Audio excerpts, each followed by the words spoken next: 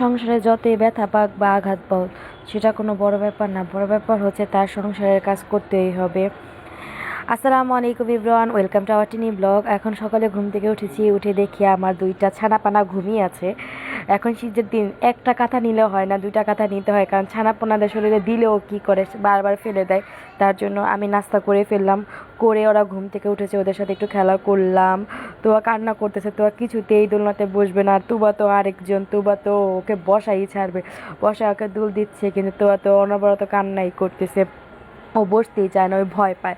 ও ছোটোকাল থেকে বসার অভ্যস্ত না। আর এখানে আমি তো আমার তোষকগুলো শুকা দিয়েছি, ও দাদার ঘরে তোষক, আমার ঘরে তোষক শুকা দিয়েছি, কারণ তোয়াকে আমি সারাদিন ডাইপার পরাই না, শিশুর গন্ধ আসে, স্মেলটা যেন চলে যায়, ভিজা ভাবটা চলে যায়। তার জন্য তুবা বলতেছে, তুবা তোয়ার নামে কমপ্লেন করতেছে, ও কেন বসতে চায় না, আমি ওকে এত আদর করি, ও কেন দোলনায় বসতে চায় না, আম্মু আমাকে বসাও।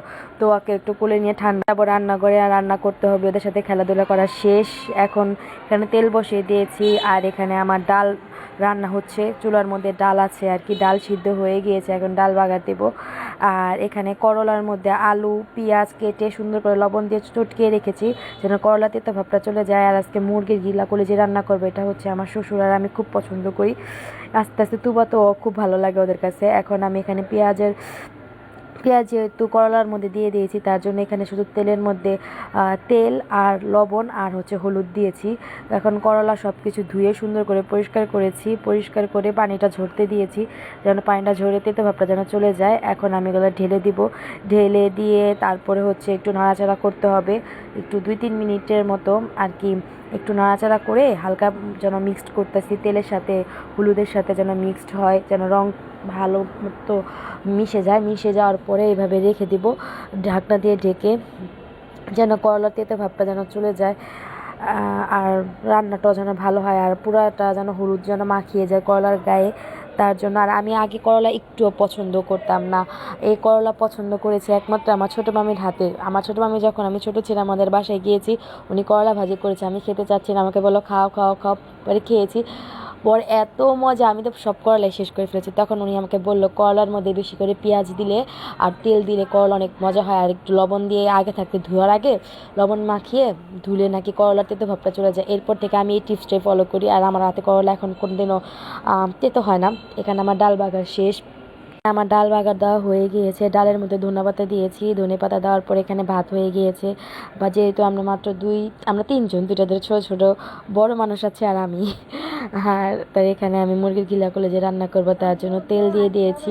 এখানে তেল দেওয়া হয়ে গিয়েছে, এখন তেজপাতা, গরম মশলার মধ্যে হচ্ছে দারচিনি, এলাচি, লং এগুলো সব দিয়েছি, একটু ভাজা ভাজা করতেছি, একটু 1 সেকেন্ডের মতো একটু ভাজলে এটার স্মেলটা আসে আর কি।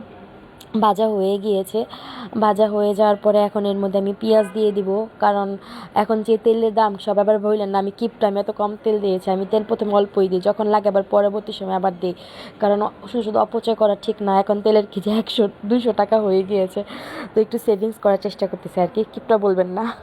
হ্যাঁ, আমি এখন হিসাবই হয়ে গিয়েছি। তো এখন এখানে পেঁয়াজ দিয়ে দিয়েছি, পেঁয়াজটা ভালো মতোভাবে ভাজার জন্য একটু লবণ দিয়ে দিব, যেন পেঁয়াজটা একটু নরম হয়, তাহলে তাড়াতাড়ি পেঁয়াজটা সেদ্ধ হয়ে যাবে। আর আমার আজকে খুব দেরি হয়ে গিয়েছে, কারণ আমি আমার এক্সট্রা কাজ করেছি ঘরের মধ্যে, বললামই তো তোষক সব কিছু উঠিয়েছি, এটার জন্য আমার এক্সট্রা কাজ আর কি। আমি এক হাতে সব কিছু সংসারের কাজ করি, যার কারণে আমার একটু দেরি হয়ে যায়, আর দুটা বাচ্চা সামলানো এক হাতে কাজ করার সমস্যা হয়ে যায় আর কি। তো এখানে আমি লবণ দিয়ে দিয়ে ভালো করে নাড়লাম, না নেড়ে টেড়ে সুন্দর করে এটাকে রেখে দেবো ঢাকনা দিয়ে ঢেকে, যেন একটু নরম হয় আর একটু হালকা বাদামি কালার হয়, তাহলে আমার দেখা গেছে পরে মশলা অ্যাড করলে তখন যখন একে রান্না করব তখন আর তাড়াতাড়ি সিদ্ধ হয়ে যাবে, পেঁয়াজটা গলে যাবে। আর হচ্ছে পেঁয়াজটা একদম তাকিয়ে তাকে থাকে না, একদম দেখা যায় এরকম আমি পছন্দ করি না। আমার তরকারি হবে একদম পেঁয়াজ গলে যাবে, এটি আমি পছন্দ করি সবসময়, আমি এরকম করি। এখানে পেঁয়াজ বেরেস্তার মতো হালকা হালকা বাদামি কালার হয়েছে, এখন আমি এখানে মশলা অ্যাড করে দেবো। এখানে আছে হলুদ, মরিচ, তারপরে হচ্ছে লবণ তাকিয়ে দিয়েছি, আদা রসুন, গরম মশলা, জিরা সব কিছু একবারে দিয়েছি, সাথে একটু পানি করে দিচ্ছি আর কি, বাটির মধ্যে লেগে গিয়েছিল, তো এটা গুলিয়ে গুলিয়ে দিচ্ছি আর কি। তাড়াহুড়ার করতে গেলে অনেক দেরি হয়ে যায় আর কি, আমি তাড়াহুড়া করে সব কিছু করতেছিলাম যেন আমার তাড়াতাড়ি কাজ শেষ হয়ে যায়। আমি আরও কাজ আছে, আমার কাপড় চোপড় ধুতে হবে। আর আবার এখানে তো বিরক্ত করতেই আছে, একটু পরপর ওদের কাছে যাচ্ছে আর দেখতেছে ওরা কী করতেছে, ওরা এক একটা করে কাজ বাড়াচ্ছে, ভাবতেছে কাজ বাড়াতে থাকুক, পরে আমি আবার যে সব কিছু সর্ট আউট করবো। তো ডান, আমার এখন মশলা দেওয়া হয়ে গিয়েছে। এখন আবার এটা সুন্দর করে নেড়ে আবার ঢাকনা দিয়ে ঢেকে দেবো এটা কষার জন্য।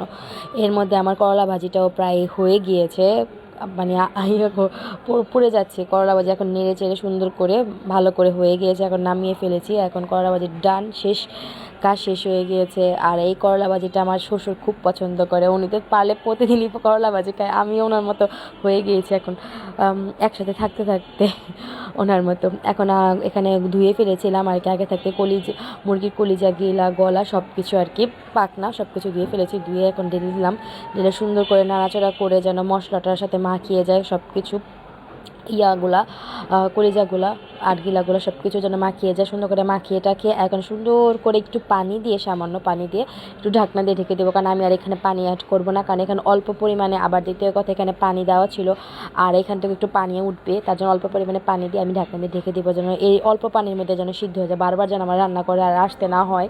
আর এখানে গ্যাস কমিয়ে দিয়েছি। আর এখানে আমার হাত কাটার কারণটা হচ্ছে তুবা দুষ্টামি করতেছিল আর আমি জানালা আটকাতে গিয়েছিলাম। আটকানোর হঠাৎ করে আমি খেয়াল করিনি, তাড়াহুড়ো করে জোরে আটকাতে গিয়েছে, আমার আঙ্গুল ভিতরে চাপা খেয়েছে, আমার হাতের এক সাইড কর্নার পুরো ফেটে গিয়েছে মাংস। আমার ঘর দেখেন কী অগোছালো, বললাম না দুজনে কাজ বাড়িয়েছে। এখন কাজ বাড়ানোর পর এখন আমি সব কিছু প্রিন্ট করলাম, কারণ আমার ঘর একটু নোংরা ভালো লাগে না। দুজনকে এখন শুয়ে শুয়ে টিভি দেখাচ্ছি। আল্লাহ হাফেজ।